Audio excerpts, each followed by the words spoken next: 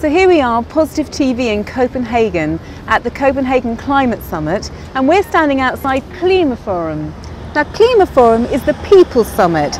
This is a summit that is run by the people, NGOs and organisations from all over the world in transition to what's happening at the Bella Centre.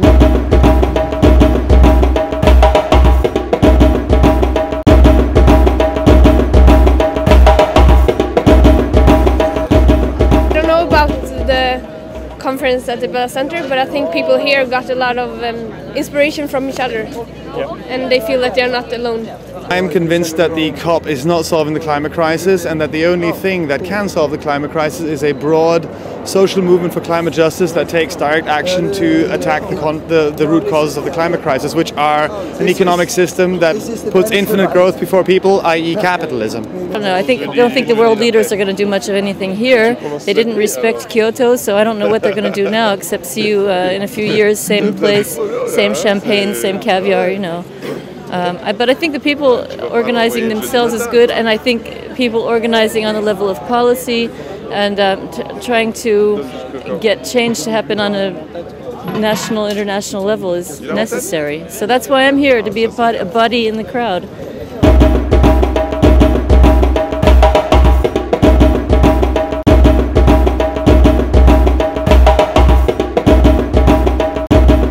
Bella Centre is where the governments, the United Nations, the bureaucrats are all in there trying to sort out a treaty.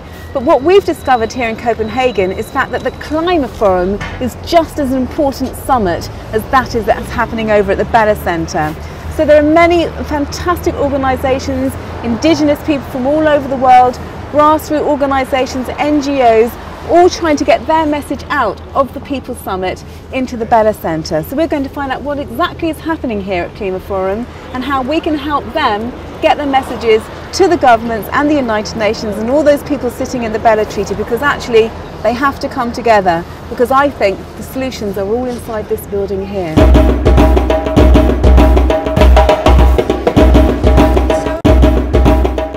So here we are in the heart of Klimaforum, and this is a brochure here that tells you of all the wonderful exhibitions, talks, forums that are happening all over these buildings. There's 4 buildings here, and we found all sorts of people here. Vandana Shiva, Patrick Holden from the Soil Association, the New Economics Foundation, Be the Change, and all sorts of NGOs, activists, or Indigenous people from all over the world, really talking about what they feel would make the difference in the world right now, the solutions. It's all here at Klimaforum. The truth is that there's been a sort of shift in the zeitgeist, and I think you can feel it here.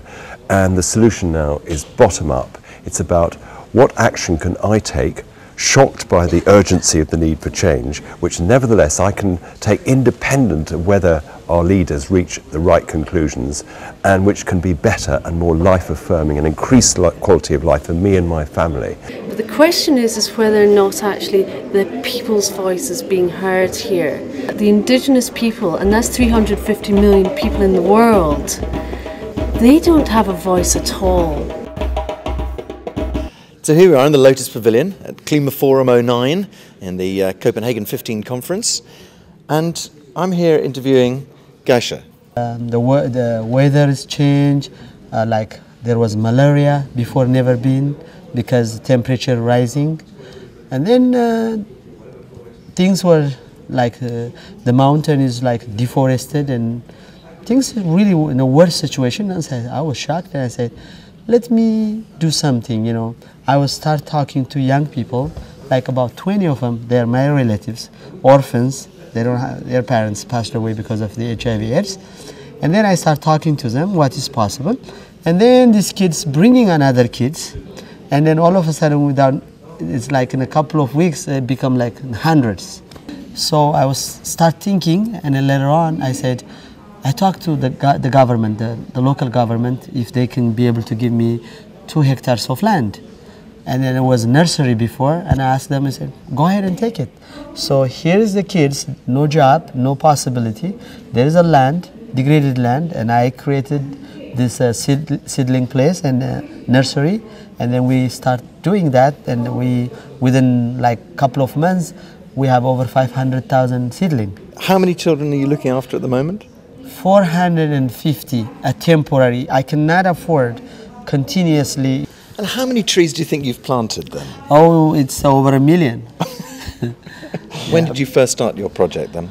3.5 years ago. Very good. Yes. And so you're reforesting Ethiopia? Exactly. We're asking people the question, what part of the puzzle do you hold? Which piece of the puzzle do you hold? Because what's amazing and inspiring at Klimaforum is that there are so many committed people with so much to contribute. And this process, I guess, started in Brazil in August when we had 130 experts in climate change, ecosystems, environment, development, people from government and business in Brazil working on what would be the solution to a very rapid transition from a high carbon economy to a low carbon economy, an 80% reduction in carbon within 10 years. I'm David Plattner, founder of Rain Trust. In Central Java, Indonesia, there's 160 million people living in Central Java. 40 million people are out of work.